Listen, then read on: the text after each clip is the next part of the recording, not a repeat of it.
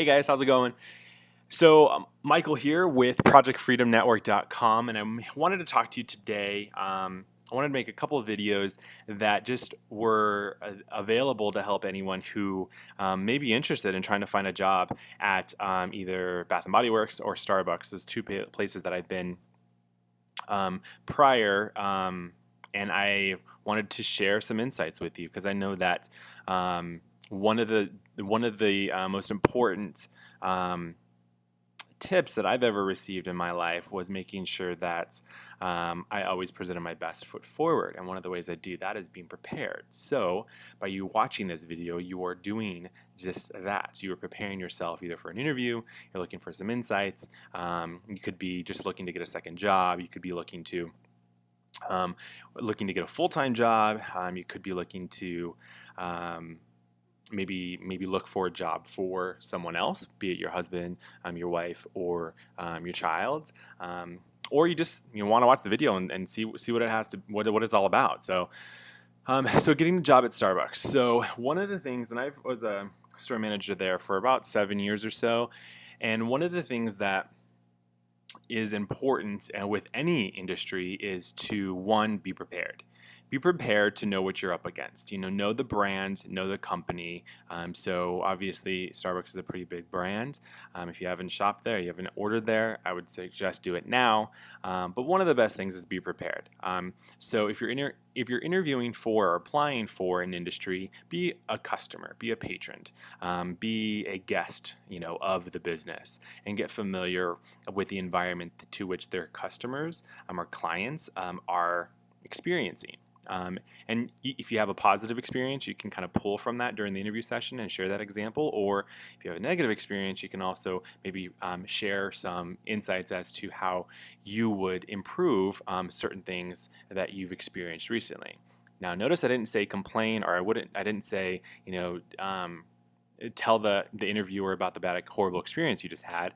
You're twisting that experience because you want to display that you're smart and that you have skills necessary to problem solve if necessary. So what a great way if you could share a less than stellar experience that you had as a customer and what you would have done to kind of spin that around to have a great experience for a customer. And that's the first tip. And what you could also do is go onto the website. If it's a small business, go onto a website, get to know the owners, get to know the company mission statement, things like that. Simple steps. It takes minutes to learn that information nowadays. And then if you can go on Yelp and kind of get some customer reviews, if you can't ever go to the actual business themselves, you can kind of get some insights there. And then secondly is you want to look the part. Dress either in the same outfit or the same uniform that the employees are in, or overdress. Yeah, overdress. Everyone that I interviewed who overdressed and actually had a good good interview, I hired. So whether it be a business, a shirt and tie, whether it be, a full, jacket and suit for the ladies, whatever it may be, you have that option. Or go to an outfit that you would wear to church. Plain and simple, so keep it easy, and relatable, and put your best foot forward because it's your one chance to make an impression. Don't go in sneakers, don't go in flip-flops, go in dress shoes, and if you don't have the money, borrow some shoes. I don't care if they are too big for you or too small for you. You're going to be sitting in them for a couple minutes. Deal with it. And obviously, look groomed, look the part. You want to make sure that you are not chewing gum. Seems easy, but you'd be surprised how many people forget. They chew it as a breath freshener and then they forget to throw it away. So if you're one of them who are chewing gum during an interview, just swallow it. I don't care, just swallow it. It just looks better, and looks horrible if you're chewing gum during an interview. Also, third is you want to be honest. You want to be honest in your interview answers. You want to make sure that if you need extra time in answering a question, you tell them that. I've never looked at it negatively when someone has told me, that's a great question. 1 second while I think of the best answer. And you take 5 seconds or 2 seconds to think of an example. That happens. You're nervous. You need to group your thoughts, and you don't want to come out flustered. So It's a great strategy, and I've used it myself doing interviews as the interviewer and as the interviewee. So additionally, you'll also want to make sure that you answer the actual question. A lot of times people think they're answering the question and they're not. So if you're going off on a tangent, well, first you have to know that you're going off on a tangent. So stay focused when you're answering the question, I guess is an easier way to say it. Make sure that you are answering the question. You can certainly, throw in some, and chime in on some other things, skills that, you bring to the table, but always come back to the original answer to the question that they asked. Nothing disappoints an interviewer more than someone who goes off on a tangent for 5 minutes and you realize that you don't have an answer for the question that you asked. So stay focused and make sure you actually answer the question. So also be prepared with follow-up questions, because there's always going to be time for you to ask questions. So be prepared with at least 2 questions, up to 4. Anywhere in that range is pretty acceptable. I'd say anything more than that is a little excessive. And so come prepared. If you've done your research, if you've shopped as a customer, you can ask questions, that have stemmed from that experience. Example questions, is, why are you here? What keeps you here? Is another better way to phrase that question.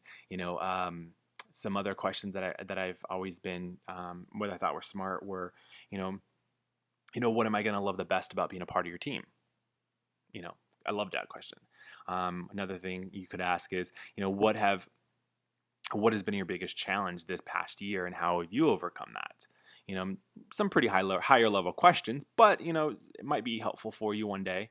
Also, just what's the best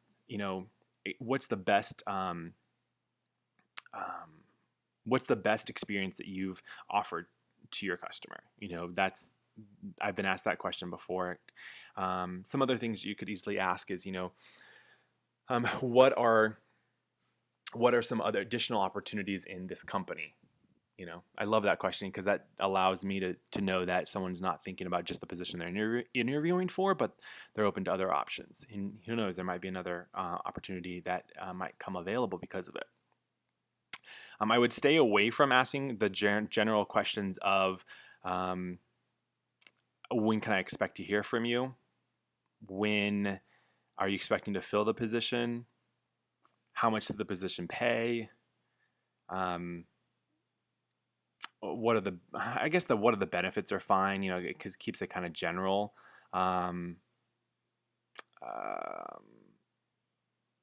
What are the days off? I would stay away from anything that just makes you seem disengaged and as though you're not truly there for the right reasons, because they're looking for someone who can stay long term and can be a hard worker and can contribute to be successful on their team. So when you ask those types of questions, at least in my opinion, it just makes it come off as though you're not truly there for the right reasons. So, and I don't care if you're there for a seasonal job. I don't care if you're there for a part-time job. They will answer those questions, and if you're the star candidate, you'll be given those answers along the way, I guarantee you. If you're able to get a follow-up email or maybe phone number, a follow-up thank you email is great. Keep it generic, keep it standard, just very personal. Hey, thanks for taking the time to connect with me. I learned lots about your company and about you, and I think that I would be a great asset to your team. Here's why, to recap. List point 1, point 2, point 3, or point 1. Can't wait to connect with you soon. Please reach out if you have any questions.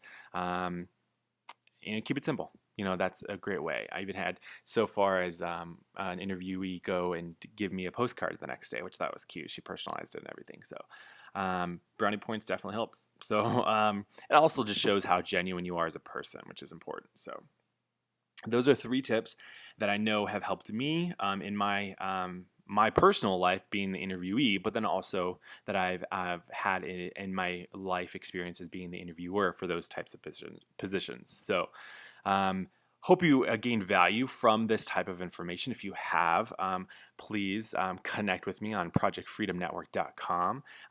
I was able to successfully step away from Starbucks and from their traditional retail career and start working from home. And I can't tell you how excited I am to be free and to have the freedom of time and freedom of of time to spend with my family, and I never thought that being able to earn the same amount of money that I was able to earn from my traditional job, and now I can stay at home and do the same, not do the same thing, but do an even more rewarding and more fulfilling career, and still earn the same amount of still earn the same amount of money, but have more time and freedom, and that I will never trade in again. I don't feel like I'm working when I'm working from home, and I still have the time and freedom. So if you're interested to learn more about what I do, please connect with me on projectfreedomnetwork.com or reach out to me on Facebook. Until next time, guys, take care and bye for now.